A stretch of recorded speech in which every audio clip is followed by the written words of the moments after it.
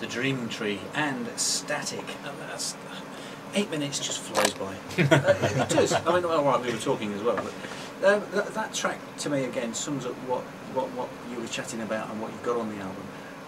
It's wonderfully melodic, and then it builds and builds and builds towards the end, but yet never ever goes off down a definitely, yeah, hey, we're a prog rock band kind of path, which I think is fantastically refreshing, guys. So, thank you very much. More of that, please.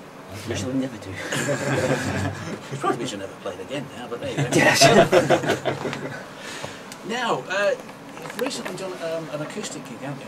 The Flapper and Firkin room? It was a little while ago, yeah. Was it? Yeah, it was, yeah. When was it? I quite actually It was probably a year or two ago. Yeah. Was it? Yeah, it was. But since then, that was the first sort of acoustic gig that we did. Yeah. And above and beyond that, we've sort of taken that as a way of playing more variety of places and appealing to a few more individuals who you know might not dig our stuff from a rock point of view, but might dig it from an acoustic perspective, because it just adds a completely different flavour. And we tend to change the tempos and things to more sort of jazzy swing type stuff, and it adds something that's like, well, where's that going? You know, yeah. It keeps it good for us as well. Yeah. Yeah, It gives us a chance to experiment. A lot of the music is, you know, written acoustically to start with, so you know, going back to the roots is quite fun.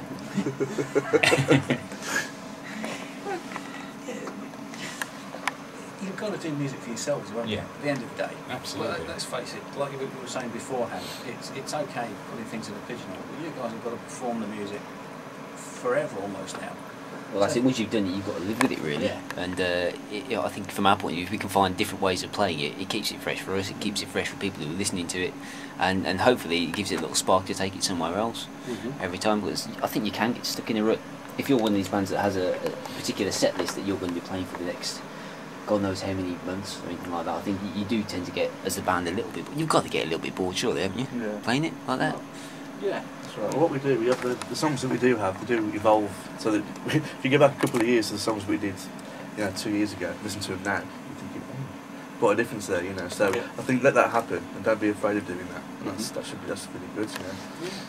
That's a good philosophy, because I've been intrigued with people out there who've been listening to the album, but have been playing it on the show, and today, if they'd actually email us in and see if they can actually come up with a band that you remind somebody of. Because that's what, I mean, we shouldn't do it, alright, but that's something I sat down and done and said, the vocal style, that reminds me, no it doesn't, no, and it's just intriguing. One of the things that keeps haunting, we've got something that's haunting us, and we're going to embarrass Chris horribly. We don't know whether he's haunting us or not. We might actually be like this.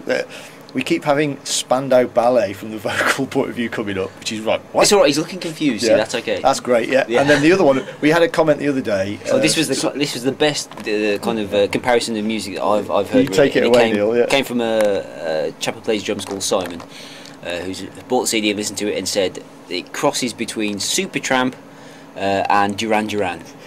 And that was the best he could come up with, and I've just scratched my head completely. It's a great analogy, but I see not where that comes from, I have to say. The Supertramp a little bit, and again that's back to probably the keyboard, The keyboards occasionally got something of a Supertramp feel, but it never stays the same.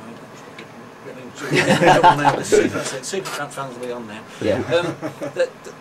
They've got a distinctive style, Supertramp. And fantastic band though they are, but that style didn't really change that much.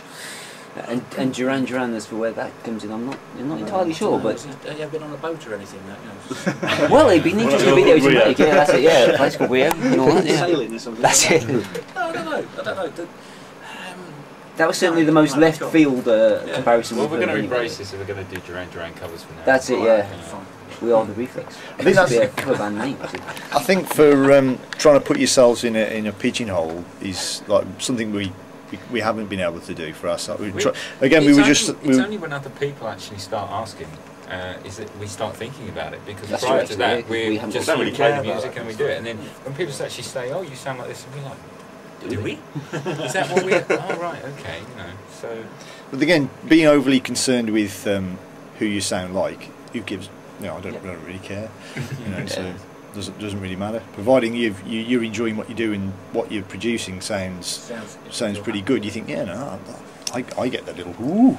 And to be honest, I think it's something that's always in the eye of the ear of the listener, realistically, because I mean, I know I do it if I hear something by a new band. I'm always thinking, oh yeah, that sounds a bit such and such, it sounds a bit like that. So it's kind of a safety net. Everybody has it, everybody does it, because I know I'm guilty of it as well. Yeah, and I'd be interested to see what people would say if they'd listened to the album and then seen us live, and see if the viewpoint changes, because it's very different. We don't have suits and we haven't got white monitors, a la Duran Duran. And there's no kind of headless guitars and stuff like that either. A cruise ship or something, stick on stage, so I can stand at the front there. And, Oh dear, the mind boggles.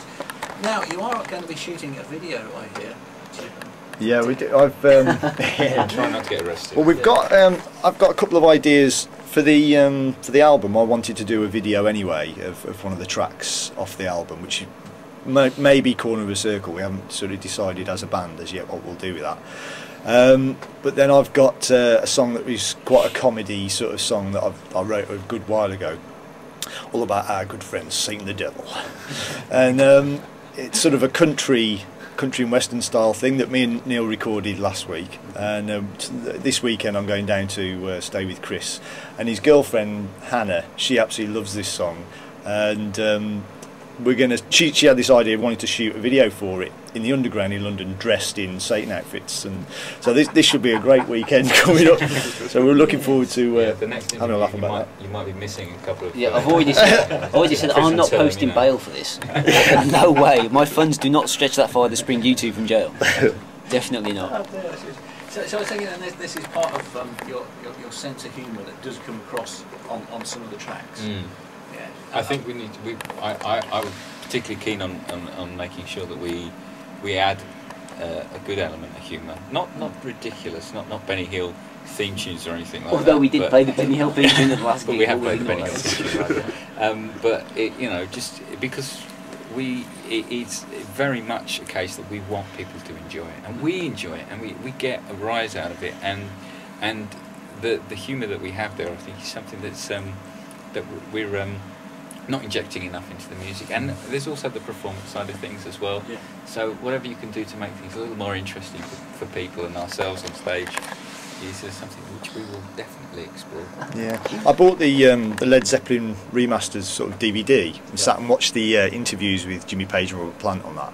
And one of the things that Robert Plant was so adamant about was the fact that people are to have a great time. And I think that's one of the things.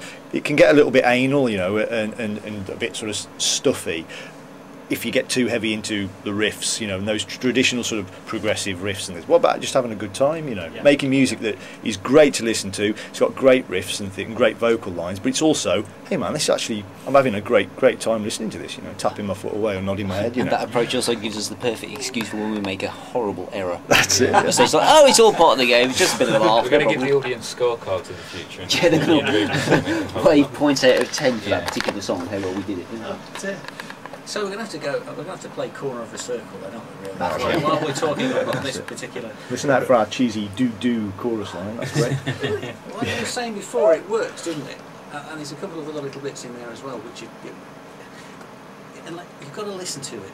Yeah? If you're out there and you are listening, just listen to what they do towards the end and a little bit in the middle of this song, and I think you might be pleasantly surprised because it shows a different side to the band that I just think is. Again, what I keep saying is you've got these little bits in there that make you a unique sound, which again, there are a couple of bands. Tiny Fish have got their own way of doing it. Jebbo have got a more serious rock side of doing it, and you guys are kind of somewhere in between. That's good. And it's from my point of view, it makes a change to be able to put an album on that I know isn't going to have a Hammond organ on it. Stop it. Don't listen too close to your clip. I'm sure we've got a Hammond in there somewhere. But having said that, you see, the guy that I'm interviewing, Guy Manning at 5 o'clock, his trademark is his organ sound with the band. He's got a full band behind him, but he's got a certain way of putting the organ into it, and he manages to make it sound fresh, and it fits every time. But you haven't got that yet. You do all sorts, which I think is fantastic. No, we should have waffling now. the hate mails are rolling in. And I'm going to play this Corner of a Circle. Who?